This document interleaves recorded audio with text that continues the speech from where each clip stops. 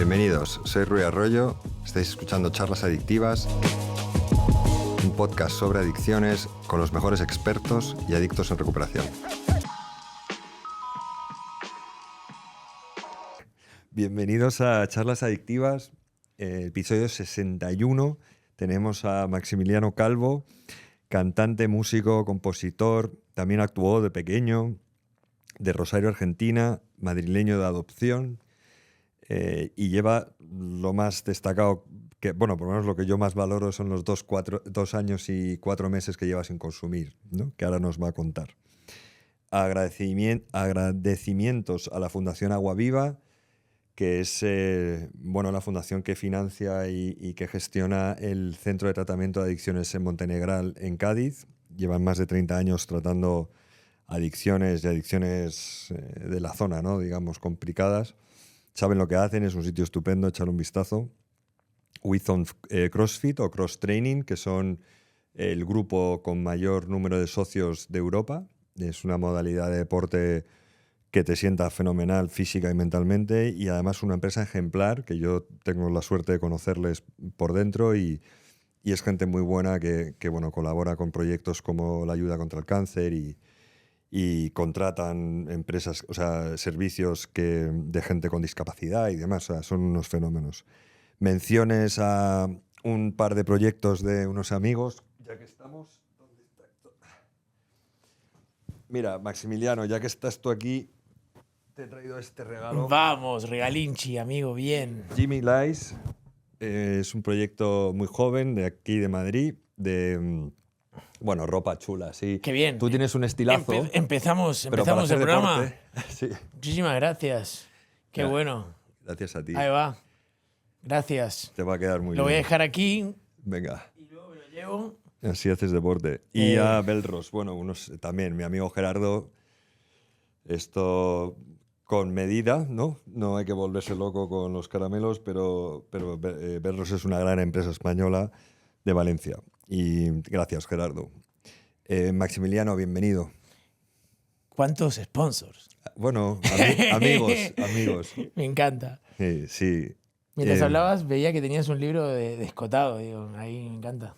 Escotado me da mucho trabajo, he de decir. Este ¿Ya? es maravilloso. Este es un libro sobre los venenos, que es muy interesante. Sí. Y mira, las drogas de la A a la Z. Lo que pasa es que Escotado es un genio. Sí. Yo Y no coincido. todos los, ¿sabes? El consumo, de hecho, si no me equivoco, consumió heroína hasta el final de sus días. Entonces, que no creo que sea la mejor idea, ¿no? En esta vida. Pero bueno, tiene una postura complicada de debatir.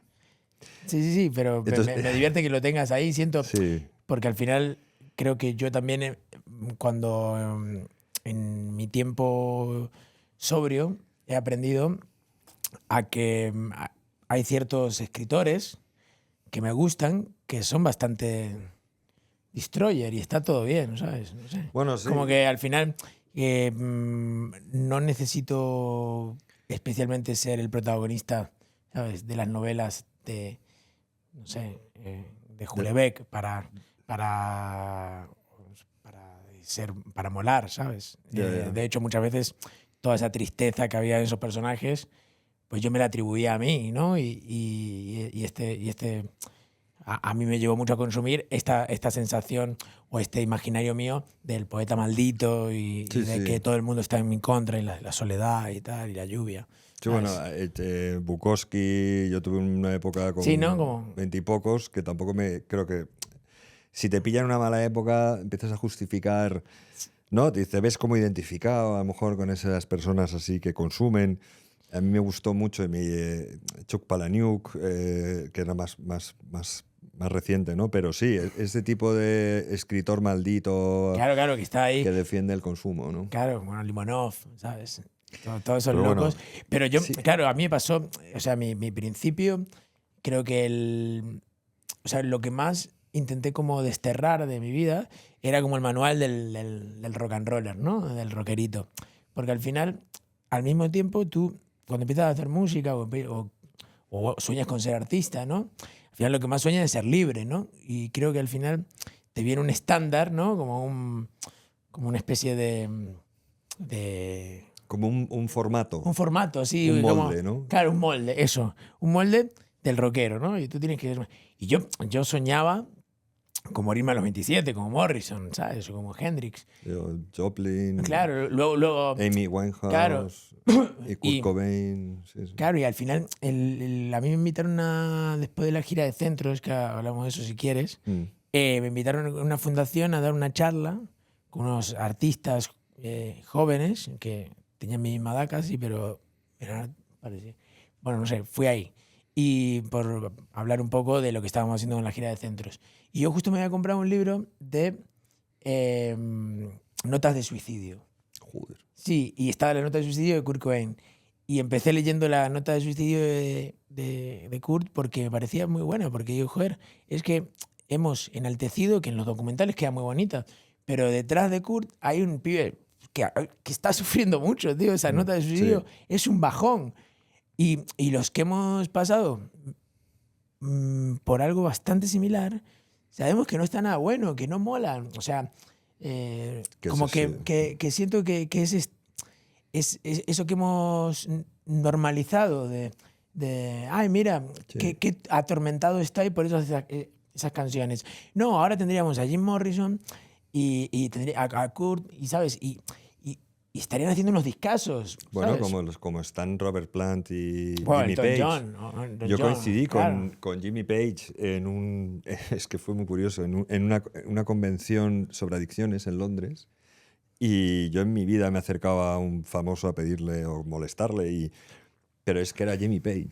Y fue como providencial casi. O sea, había un hall con gente entrando y saliendo, y hubo un segundo que me quedé yo y Jimmy Page a 5 metros, solo. Sí.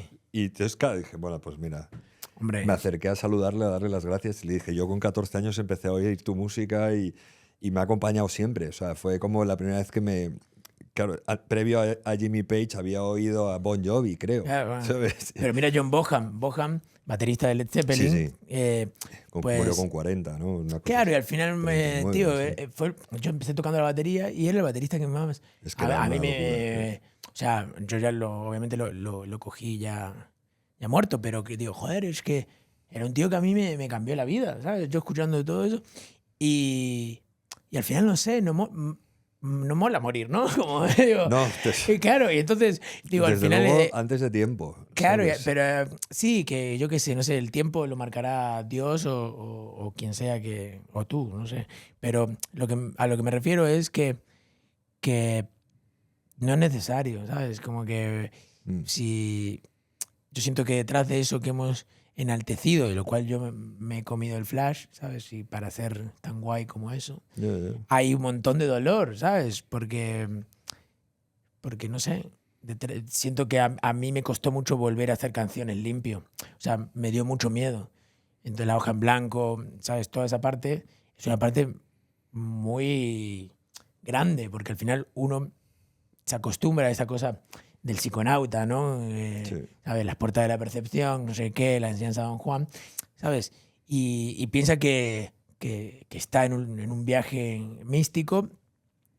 Y yo te puedo decir, o sea, todo bien, pero que yo acabo de sacar el disco más loco de mi vida, limpio, ¿sabes? Son 20 canciones, el disco se llama Terapia de Grupo, porque, bueno, ha nacido de ahí y además siento que era como el nombre que tocaba, ¿no? Que tocaba, pero es súper psicodélico, tiene temas de 10 minutos instrumentales. Y claro, y parecía como que, bueno, ha dejado de meterse, pero ha empezado a tomar LSD, ¿sabes?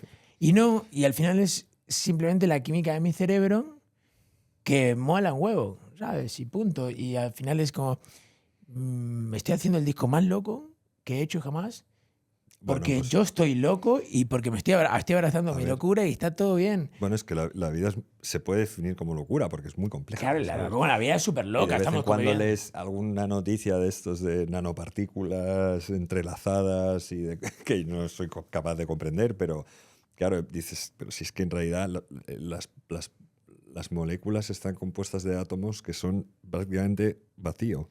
Entonces, si todo está vacío, que es energía Bueno, yo no soy capaz, no tengo esa cabeza, ¿no? No, pero bueno, pero si que empiezas... ya es muy loco si lo analizas así. Y Sí. luego el universo, ¿no? Ponte a mirar el tamaño pues sí. Todo es una flipada. Y entonces, ¿sabes? ¿qué te encuentras cuando te pones después delante de un lienzo en blanco sin consumir? ¿Qué pasa ahí? No, bueno, un montón de miedo, amigo. Miedo, y ¿no? claro, que es lo que a mí el consumo me ha servido para que mis miedos sigan ahí todo el tiempo, ¿sabes? Porque era como yo llegaba hasta mis miedos, me metía o bebía y volvía para atrás, no los enfrentaba, ¿no? Parecía como, ¿sabes? Entonces de repente, pues... Pero es que, perdona que te interrumpa, tú lo has clavado.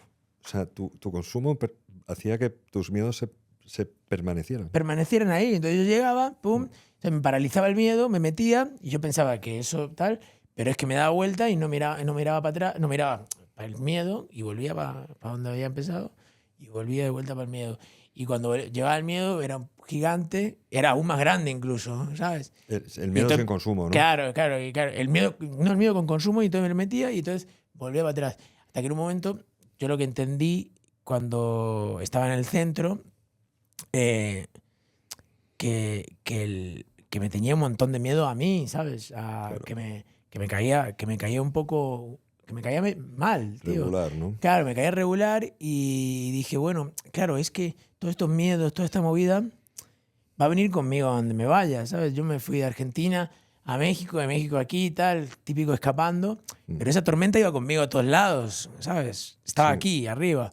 Entonces era como, ¿y si lo hacemos? Si lo hacemos bien, tío, y si de repente se despeja y miro para arriba y hay un poquito de... Un rayito de sol, no pido, ¿sabes? Un día espectacular, tipo Cádiz, como decías antes. No, pido un rayito de sol, a ver qué pasa, a ver si cambiamos la pantalla del videojuego.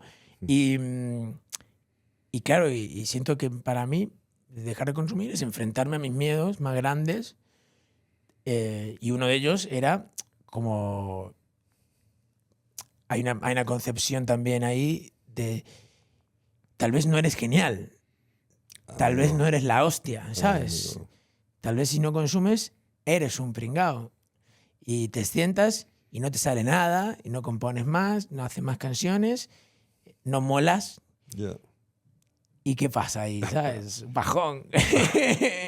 Claro, bueno, pero a veces no queda otra, ¿sabes? Claro, pero el spoiler más bonito de todos es que no pasa eso. Es que eres... Es que es todo lo contrario. Claro, es que te vuelves más genial aún, porque yo estoy tan agradecido de tener esta enfermedad, trastorno, como queramos llamarlo, porque yo creo que nunca me hubiese parado a hacer este trabajo de introspección y a hacer como... Porque es más fácil seguir en la rueda y que te salga, ¿sabes? Toda esta cosa así medio engorilada. A todos los días intentar ser más cuidadoso, estar más pendiente de los demás y de qué necesitan las personas que quieres, y de estar como... Y de decir, hostia, voy a estar más observador, voy a intentar mirarme más a mí, mirar más al resto, dejar de estar tan obsesionado contigo mismo, ¿no? Claro, con mi ego, porque tengo una autoestima bajísima y porque soy un puto, en verdad, egocéntrico y solo estoy ensimismado todo el tiempo y por eso, bueno, yo qué sé, es más fácil meterse, ¿no? Que no meterse, seguramente. Claro que sí. Porque, y entonces... Y más, o sea, para gestionar la vida. Sí, y siendo artista es como más fácil, porque de repente, pues, bueno, un mal concierto, pues luego me meto y ya está, toma por culo. Ves un mal concierto, luego te bajas y, hostia, toda la frustración y la movida y qué pasó y tal, y pensar en eso, pues duele un montón.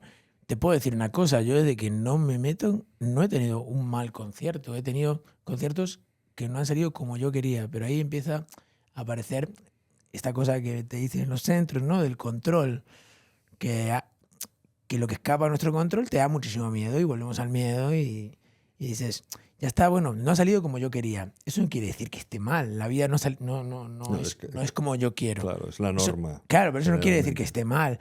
El tema es que, claro, yo cuando dejé de consumir, empecé a darme cuenta que las cosas no eran como yo quería. Y esta cosa de la aceptación de la vida y la aceptación de lo que va pasando es un bajón, pero luego a partir de ahí, gestionarlo a partir de ahí, cuando ya de repente vas aceptando que el mundo es un bajón y que hay peña que solo le interesa destruir y que vivimos en una sociedad súper individualista y que al final a mí me pasa de que no me gusta el mundo, simplemente que intento construir a partir de ahí cosas bonitas, ¿sabes? Yo creo que hay cosas maravillosas. Sí. Yo opino. Constantemente. Lo que pasa es que hay también otras muy, muy difíciles con las que hay que convivir. Claro. Antes de seguir, que no quiero que se me olvide, Sí, has dicho que a veces es más fácil consumir, ¿no? Para gestionar un mal concierto, un mal momento en la vida. Sí. Me ha recordado que yo conocí al hijo de Pablo Escobar, se llama Juan Pablo Escobar, y compartí con él un escenario en Zaragoza. Y él, en una cena la noche antes de... ¿Él habla de adicciones? Él habla, claro, se dedica a eso, como a intentar... ¿Qué dices? Explicarle a la gente joven... Bueno, es que la historia es tremenda, porque, ha estado exiliado de Argentina... No, vive en Argentina, ha estado exiliado de Colombia 30 años. Mataron a su padre cuando él tenía 16. Entonces él, básicamente, desde los 6 hasta los 16, tuvo una relación muy cercana con su padre y tenía... un bandido, ¿no? Que era lo que le decía a su padre que era, y un padre a la vez. Entonces, pero le dio varias lecciones de padre a hijo y una de ellas fue que los verdaderamente valientes no se drogaban. Aparte de amenazar a todo su staff de muerte si le daban droga a su hijo, ¿no? Pero bueno. jamás se drogó. Nunca. ¿Sabes? Toma un poco de vino tinto, pero nunca jamás en su vida ha consumido cocaína. El hijo de Pablo Escobar, ¿eh? Ya. ¿Sabes? Entonces se dedica ahora a intentar explicar a la gente joven que la vida criminal, ¿no? Que en muchos países sudamericanos está muy vanagloriada, ¿no? O sea, la gente quiere ser criminal y tener buen dinero y tal, ¿no? Ya. Me encanta como charla para gángsters. Me encanta, es como charlas adictivas para gángsters. Sí. ¿Sabes? Es un tío especial, ¿eh? Claro, hizo un par de imagínate, gestos amigo. muy... vamos, a mí me parecen tremendos, que le pidió perdón a los hijos de gente que había asesinado a su padre, ¿no? Hubo ministro de Justicia, distintos personajes importantes políticos de esa época. Les sentó después de 20 años en un sitio, les juntó y les pidió disculpas, ¿no? Por lo que había hecho su padre, ¿no? Ya, o sea, es un tío especial, ¿eh? Juan Pablo. Imagínate la vida del pibe, ¿sabes? O sea... Estuvo en la cárcel con él. Y claro, la cárcel que se construyó su padre. Y claro, me contaba unas historias tremendas, ¿no? Pero que es que me ha recordado eso, ¿no? Que el propio Pablo Escobar a su hijo le decía que lo de valientes de verdad era no consumir, ¿no? Sí, yo creo que, bueno, que al final el camino más cercano o sea, mi cerebro ha entendido que eso me generaba placer, ¿no? Entonces, de repente, el camino más rápido que tiene para generarme placer es ese. Entonces... o para generarme alivio, ¿sabes? Entonces, de repente, como hasta que eso no ha cambiado, yo siento que ahora, no sé, siento que está todo muy lleno de sufrimiento, eso, ¿sabes? Yo me imagino recayendo y digo, joder, y a los días siguientes es un bajón, ¿sabes? O sea, me parece terrible como imaginármelo, pero me gusta... que ahora me he amigado con la recaída en el sentido de que la puedo imaginar, o sea, sé que existe, ¿sabes? Antes era como, no, esto no puede existir, esto no está. Y creo que el primer año es importante como ser muy, muy estricto.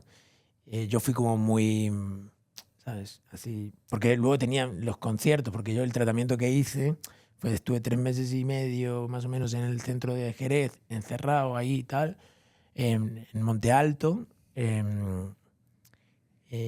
Un centro muy humilde y muy bonito, tío, porque siento que yo creo que, por lo menos en mi caso, era muy importante como bajar el personaje este que yo tenía de artista. Sí, yo llegué con pantalones rojos, unas gafas, ¿sabes? Al centro y era como, a ver, chicos, que... A limpiar platos, ¿no? No, pero un ratito. Yo tengo claro, tengo que resolver esto medio rápido porque tengo que, ¿sabes? Tengo que hacer cosas, ¿sabes? Y entonces era como... y claro, y ahí yo creo que lo austero del centro me ayudó bastante a mí. ¿Sabes? Sí, la humildad es algo muy importante, ¿no? El asumir, joder, oye. Sí, la austeridad también, ¿no? Como que no necesito todo lo que me rodea, ¿sabes? Y todo, y como que todo esto está reemplazando algo que no hay dentro, ¿no? Como que todo lo que me sostiene fuera, que se empieza a caer porque estoy siendo un gilipollas déspota y estoy tratando mal a todo el mundo, pues lo que me sostiene de fuera, pues me está marcando que adentro no me sostiene nada, ¿sabes? Porque se está... Y entonces cuando entro ahí al centro, como que me ponen me quitan la ropa y me dan un chándal. Y yo era como, chándal. Bueno, es parte de la identidad, ¿no? Que te están... Claro, me estaban quitando... Claro, pero mi identidad no es eso, ¿sabes? Mi identidad no tiene que ver con... Con el personaje, más que nada. Claro. La identidad era, claro, justamente otra cosa que parecía que no tenía. Claro, en ese momento como me quitas la ropa y ¿qué me queda? ¿Sabes? Un montón de miedos, un niño asustado, ¿sabes? Porque el perso del rockerito tenía que tener todo esto porque en verdad estaba... Sí. Bueno, yo creo que los miedos más grandes aparecen ahí cuando te despojan de lo que te ataba de fuera. Tu máscara, en el fondo, ¿no? Claro, como que al final yo siento que, bueno, esto que dicen de la cebolla, pues al final vas quitando capas y yo siento que ahora pues me he visto de una manera porque he escuchado a los Beatles y he crecido con los Beach Boys y viendo a Paul McCartney todo el tiempo cómo se vestía, ¿sabes? Y porque me gusta un tipo de cine y porque me gusta tal, pero no para sostener nada, simplemente porque es una elección, porque ahora puedo elegir, simplemente. Entonces está de puta madre. Pero antes era como, si no tengo esto, ¿quién soy? Si no, ¿sabes? Me comporto de esta manera, ¿qué pasa? También si no tengo farlopa, en el after del concierto tal, no se me acerca nadie. ¿Sabes? Que al final esta cosa del rechazo, por lo menos en mi caso, era muy importante, ¿no? Si yo tenía, pues había amigos de la night, ¿sabes? Y molaba que te cagas, ¿sabes? Porque siempre tenía. Entonces, luego, claro, si no tienes que más solo. ¿Y qué ha pasado en este último concierto? En el after de la presentación del disco en la Sala Sol. Sí. Pues, ¿tenías amigos? Tenía un montón de amigos y la verdad backstage celebrando contigo. Sí, pero porque naturalmente yo creo que cuando de repente haces yo creo mucho en las renuncias momentáneas, ¿sabes? Como que al final hay que alejarse de las cosas que amas un rato para relacionarte más sanamente con ellas. Eso lo tengo muy claro. Y a mí la verdad que yo me gusta no sentirme moralmente superior a los demás porque yo no me meto y tal, menos en la música y en el rock. Creo que cada uno tiene su camino y a mí me gusta estar con la gente que toca y tal, y la gente suele beber en los backstage y tal, pero como yo me he posicionado tan abiertamente, con tanta normalidad y tan estricto también, como esto a mí me hace daño, al final cuando tú te posicionas, te lo respetas. El otro hay una empatía que te cagas y de repente como que hay una pregunta, oye, ¿te molesta si bebo? Oye, tal. De repente ves que hay como otra sensación. Porque tú estás poniendo tu límite y también estás siendo vulnerable. Y a mí me ha pasado que he aprendido a ser vulnerable y es muy difícil que el de enfrente, cuando tú estás vulnerable y hablas desde otro lugar, el otro diga, ¡ay, qué pringado eres!, ¿sabes? Bueno, a lo mejor con menos edad, igual sí, pero yo creo que la gente que... Bueno, te puede pasar... con nuestra edad eres un poco infantil, ¿no? Sí, le lees a alguien... También lo hay una reacción a veces, lo que decimos, cuando alguien deja de consumir, hay una reacción, o sea, es un efecto espejo, entonces el otro se ve reflejado en ti. Sí. Dice, oye, si este tío está diciendo que ya no bebe, a lo mejor yo bebo demasiado. Entonces la respuesta puede ser de apoyo o puede ser confrontación, ¿no? Decir, oye, no seas pringado, venga tal, es un concierto. Sí, yo creo que también es cómo te comunicas, porque yo en ningún momento digo, aquí no puede ver nadie. Yo lo único que digo es, a mí me gustaría que estar en un ambiente, o sea, no me ofrezcáis, no bebáis delante de mí, porque igual durante un tiempo necesito, ¿sabes? No tener esto cerca, no hacerlo de esta manera. Yo necesito, ¿sabes? Al final es como y desde ahí, y el que me diga, el que no respete eso, pues naturalmente se aleja de mi vida y punto, y ya está, y no pasa nada. O sea, claro que al final, o sea, es muy simple, ¿no? Como que al final mi criba de gente con la que de repente el otro día en la Sala Sol, luego fuimos a un sitio, La Realidad, en el barrio de las Letras, y la gente que estaba era naturalmente muy distinta a la que hubiese estado en otro concierto, porque se dio de manera, ¿sabes? Natural. Simplemente aquí no hay espacio para que te pongas hasta el culo, nada más. Hay espacio para que estemos charlando y para que esto se eleve en un momento guachi, pero de repente yo que ya no me meto ni bebo, de repente veo a gente que sí lo hace. ¿Qué te genera eso? Nada, me refuerza no hacerlo, porque de repente la gente, como que te he visto, ¿sabes? Te he visto hace 20 minutos y eres una persona encantadora. Claro, ya eres un puto plasta, ¿sabes? Me estás quemando me estás alquilando, ¿no? El oído, ¿sabes? Hostia, y es un bajón. Y me acabas de decir 3 veces lo mismo, te has vuelto más, como que todas tus palabras se han vuelto como más atropelladas, tu forma de comunicarte es más torpe, y al final él dentro, como yo, ¿sabes? En su momento, crees que estás diciendo estás resolviendo el planeta, ¿sabes? Sí. Estás salvando a la humanidad. Y montando el nuevo Facebook. No, claro. O, ¿sabes? Esto es increíble. La cantidad de canciones espectaculares que yo he hecho con colegas de la noche a altas horas de la madrugada, en una situación súper poética. ¡Wow! Que han quedado en nada, o que al otro día las he escuchado. He dicho, joder, ¿qué estaría pensando? No, claro, todo terrible, todo desafinado, mal tocado, tal. Reggaetón, y ¿no? en nuestra cabeza era como, wow, esto es la hostia, somos ¿sabes? Los putos libertines. Y era como, claro, esa distorsión que tenemos cuando consumimos es un bajón, porque tú crees que la vida es de una manera. Es que eso es lo que iba a hacer ahora, tío, que no son episodios aislados. Que cuando llegas a consumir mucho y forma parte de tu vida, es que son 10 años, o 15, o 20, ¿sabes? En los que como que empieza a ser todo raro. Sí, es una buena forma de explicarlo. Claro, empieza a ser todo raro, ¿eh? Claro, porque de repente vas entrando como en una. Que claro, que al final. No sé, la gente piensa que, bueno, cuando hablamos de adicciones es como que todo el día estás consumiendo.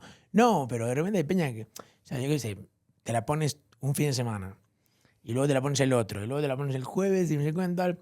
Y al final, en el medio, los días esos, ¿sabes?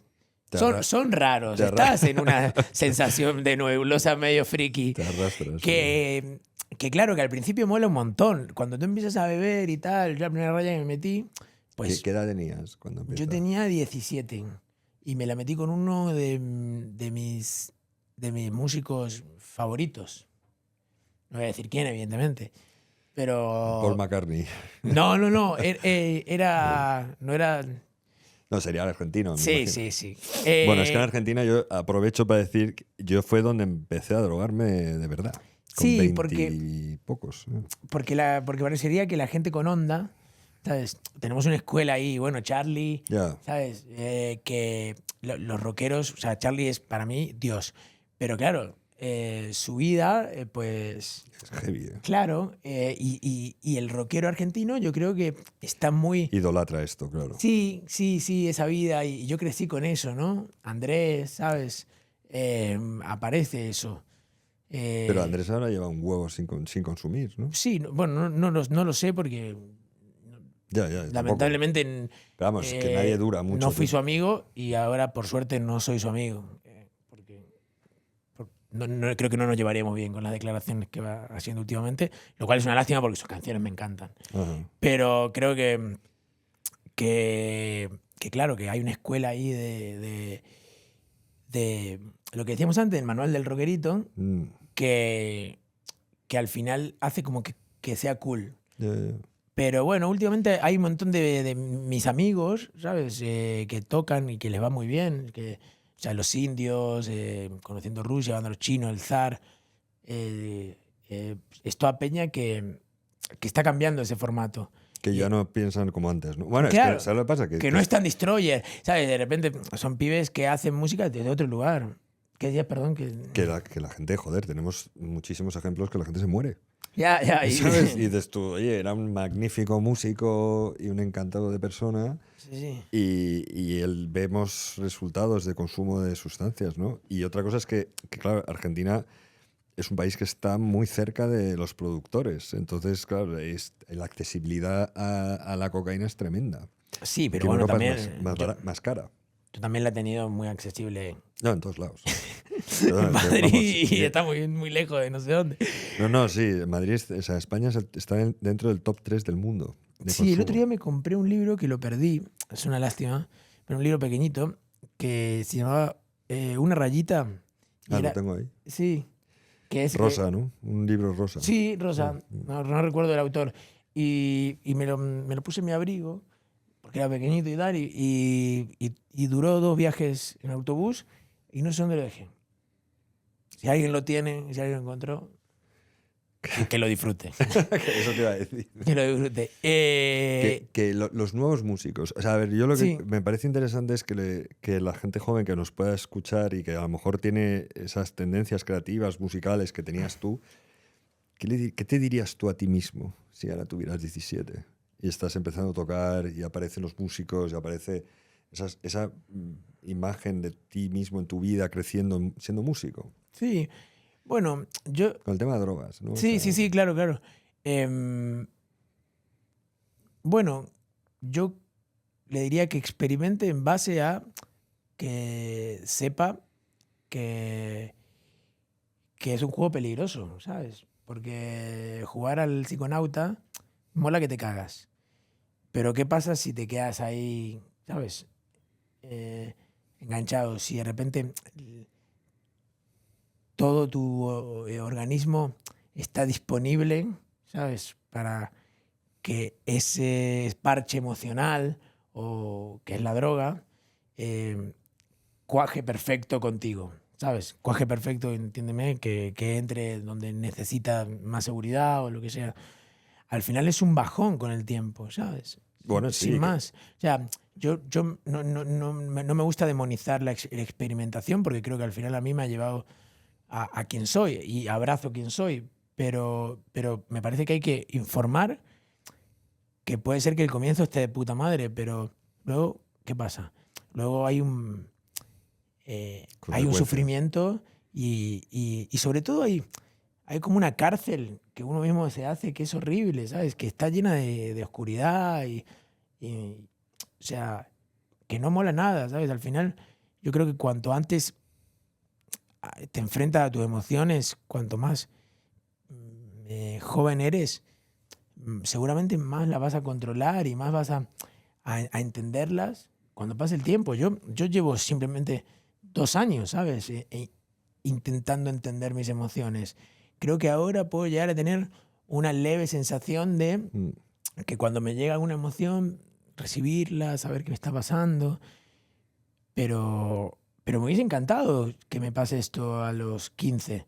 Yo creo que también en los colegios, pues la emocionalidad, la enseñanza de qué nos pasa, ¿no? Como que nos atraviesa y cómo gestionarlo y cómo pasar ciertas cosas. Porque yo empecé a beber a los 15, porque seguramente, no sé, me habré frustrado con algo, porque en mi casa pues, me sentía medio un extraterrestre y no entendía qué pasaba, y tal vez eso vino perfectamente para darme como el escape y nada, y de repente como que si yo hubiese en ese momento entendido qué me pasaba, si hubiese tenido recursos o recursos, digo, como gente alrededor que pudiera acompañar, ¿sabes? Porque al final tú cuando tienes 15 años o 14, pues estás en una medio de rebeldía, medio adolescente, que odias todo y que estás, bueno, por lo menos yo, y que estás un poco punky. y con un montón de intereses. Yo era un pibe con un montón de intereses, que quería hacer un montón de cosas, ¿sabes? Como que estaba empecé a tocar a los 9, entonces era como... Y de repente si hubiese tenido a alguien, si hubiese un sistema educativo o un sistema de acompañamiento, donde de repente coja a estos niños y diga, oye, mira, te está pasando esto más o menos. Claro. Vas por aquí, o sea... Y que es lógico que esa idea que hacen todos o muchos te sea muy atractiva, que es la de beberte unas cervezas o fumarte unos canutos. Sí, porque...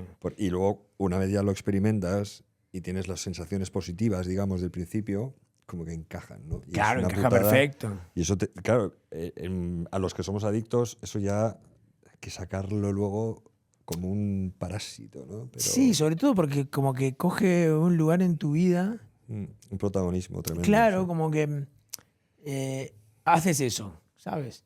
Y ya eso es algo que a ti te funcionó en el pasado y ya tu cerebro lo entendió y ya de repente lo repites.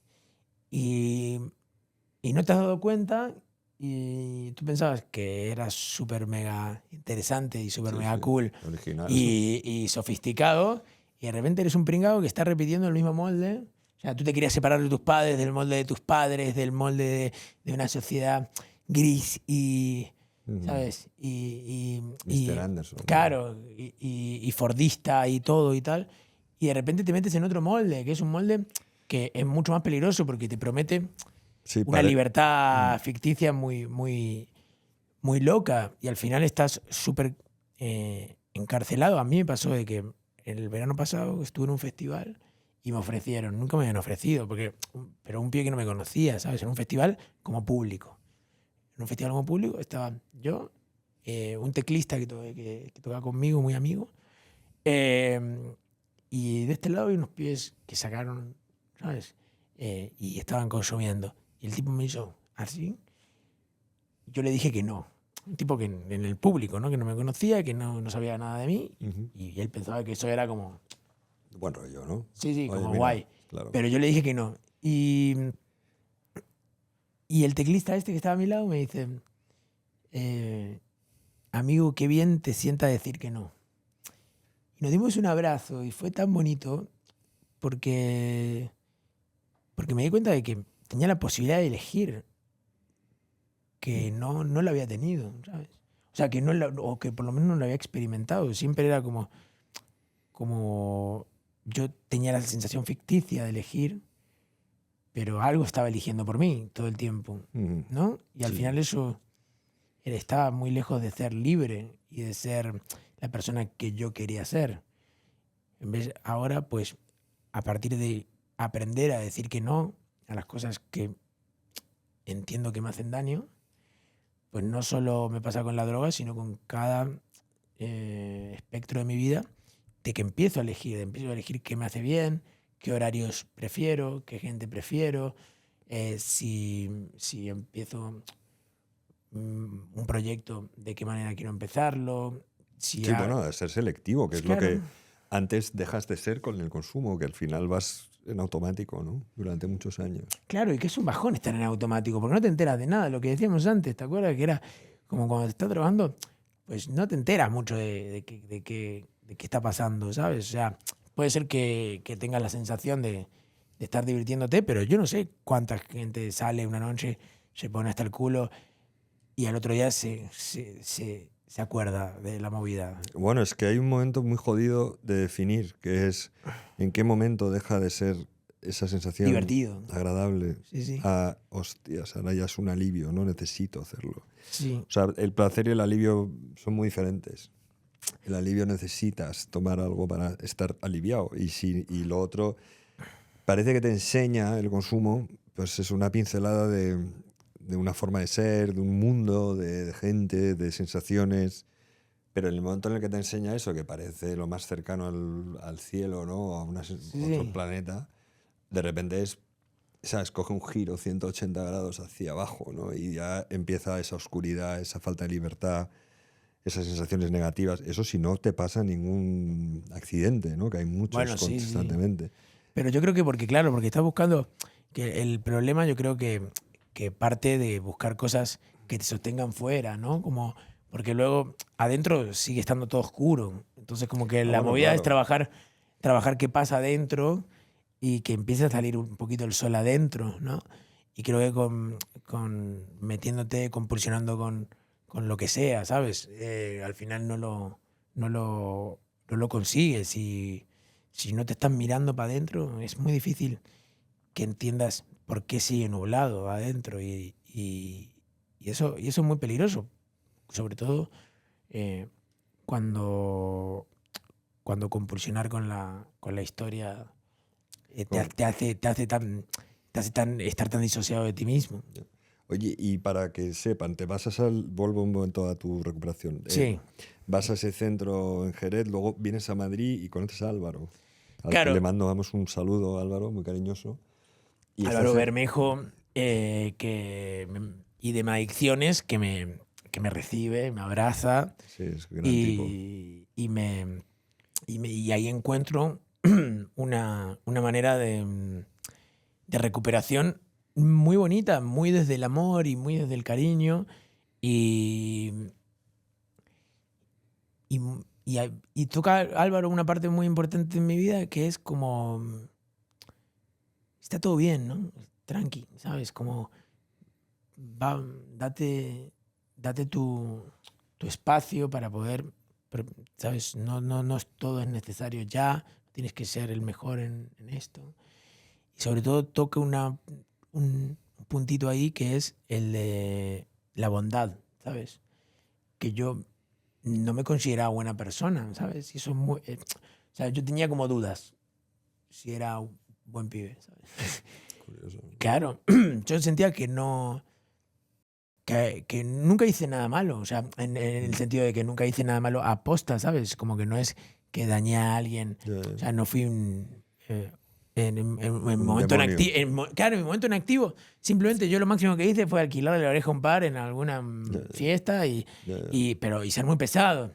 Pero al final, como mi forma de actuar, o sea, como veían que yo me estaba autodestruyendo, iba destruyendo la gente, En tu entorno. y Bueno, sí, sí, es iba lastimando lógico. a la gente que me quería. Claro, claro. Entonces, pues tenía esa duda de si era buena persona. Y es un bajón, la verdad, amigo, porque si tú no te sientes buena persona, hay como Como que no un... te mereces, ¿no? Claro, hay algo raro ahí que está constantemente diciéndote, eres un hijo de puta, ¿sabes?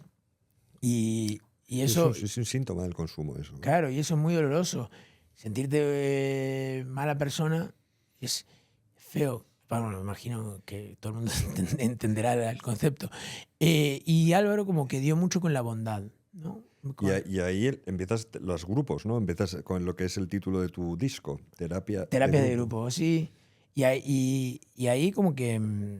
Bueno, yo las terapias de grupo ya las tenía en el centro, pero bueno, en el centro era como más estricto, era como más, Mm, ¿sabes? Muy conductual, ¿no? Que creo que es muy importante al principio, porque si no, mm. eh, a, Sí. a mí hay muchas Bueno, la cosas, desintoxicación puede ser complicada, si claro, no... a mí hay muchas cosas del centro que me han ayudado que te cagas, ¿sabes? Yo ahora no salgo de casa sin hacer la camita.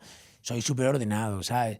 Como que el orden de mi casita hace que yo ordene la cabeza. No sé, antes venía aquí, pues me he hecho que quiero correr un media maratón y entonces he salido a correr por el Retiro. Y, y no porque me encante correr y me encante hacer deporte, es que simplemente porque me bajan los monsters, todos los monstruos que tengo ahí hablando que te caga. Entonces hay cosas conductuales que me han quedado del centro, que Mm. agradezco mucho, pero luego hay una parte como más emocional que Álvaro, pues eso, También le daba espacio a claro, eso, cuando ¿no? entré en IDEM, eh, había como algo muy importante que él, que yo no había visto en recuperación, que era tratarme con amor, tratarme con cariño. Él, ¿sabes? Que las terapias eran más amorosas.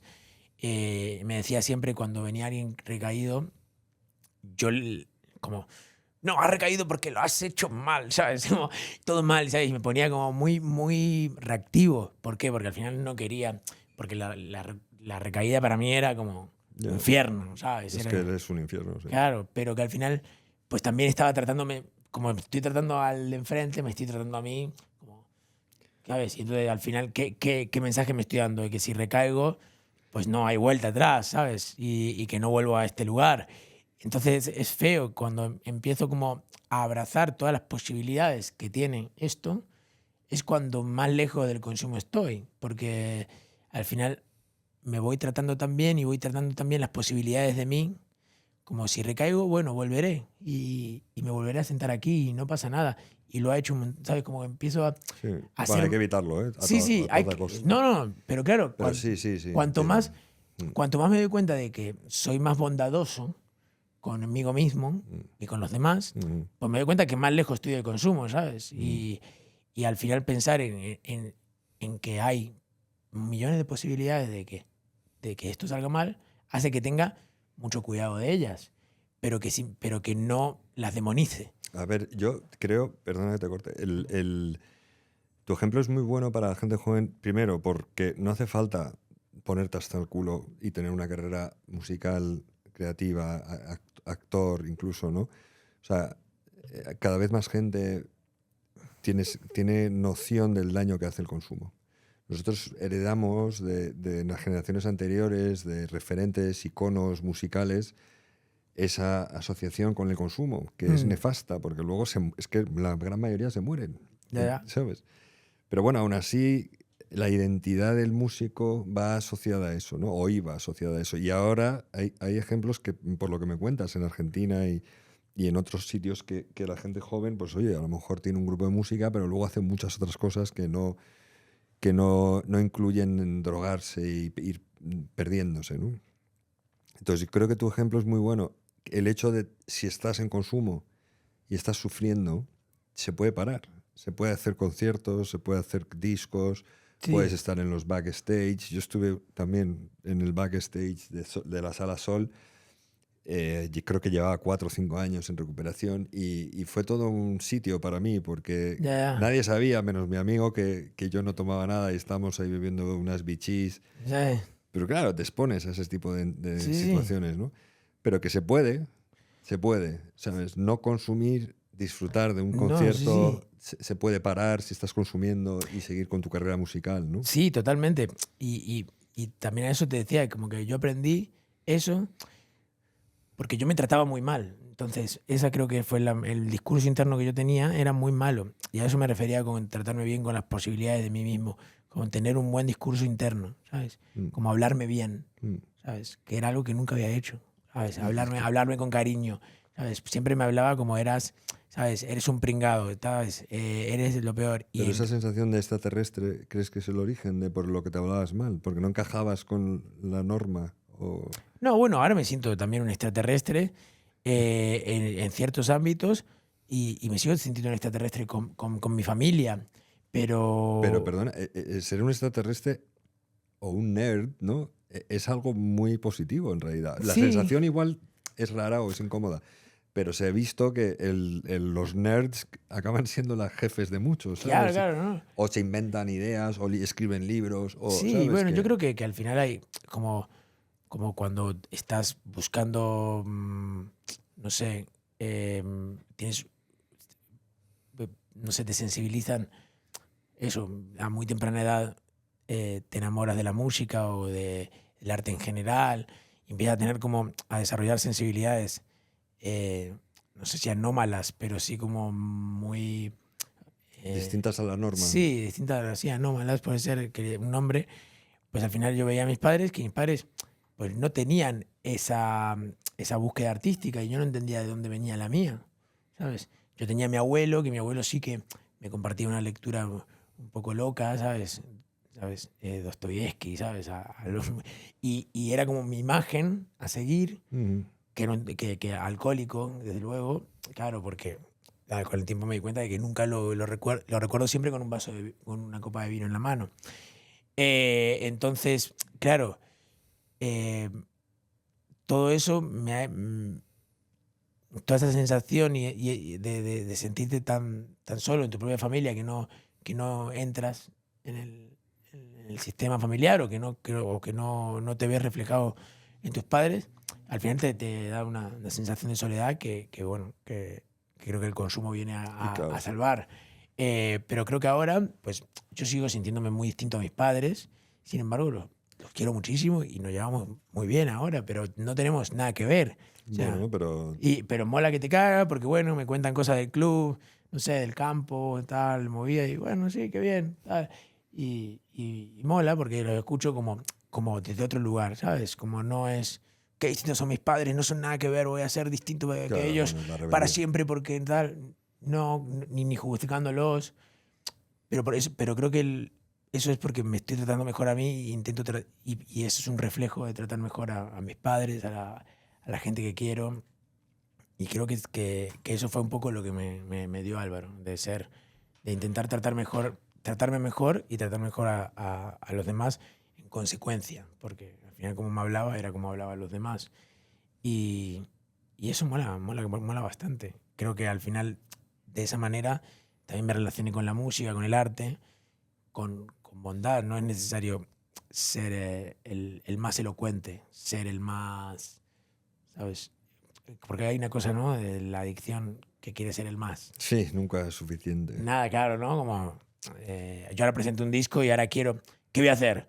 Tengo que hacer... 7 más, ¿no? Bueno, ya llegarán. Lo bueno es poder darte cuenta, ¿no? De eso.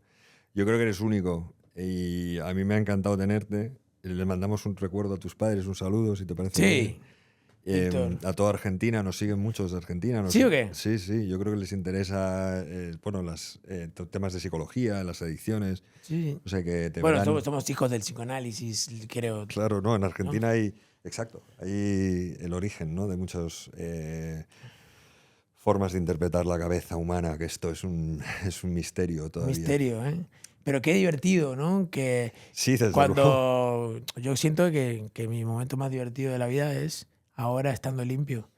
Porque que lo que tú decías, la vida es tan loca que la verdad que es todo un, ¿sabes? Como, es un show la vida. Claro. Y lo mejor que puedes hacer es estar con las mejores capacidades perceptivas, ¿sabes? Claro, no y perderte además, nada. Y además mola tanto pasarse la otra pantalla, ¿no? Cuando dices, vale, la realidad... A ver qué pasa ahora. Claro, ¿no? La realidad es como, ¿sabes? Una locura. Ha sido un placer tenerte, Maximiliano. ¿Cómo se dice? El disco Terapia de Grupo. Un disco doble. En Spotify, ¿en dónde lo pueden? En Spotify, en todos lados. Os recomendamos, pondremos ahí tu información de tus redes y tu disco. Sí. Y tienes aquí tu casa cuando quieras. Cuando saques el siguiente, vienes y nos lo cuentas. Sí, joder, ojalá pronto. Aprovecho para decir que tenemos en charlas adictivas terapéuticas online, hemos empezado esta semana, y si queréis información, pues nada, escribirnos y os pasamos ahí el contacto de ese tipo de terapia. Muchas gracias a todos, gracias a ti. Rui, muchas gracias, amigo. La verdad que mola que haya gente haciendo esto y de manera tan bonita y... Gracias por participar. Y tan elegante. Bueno, la verdad. Último segundo. Gracias. Nada, gracias a ti, joder.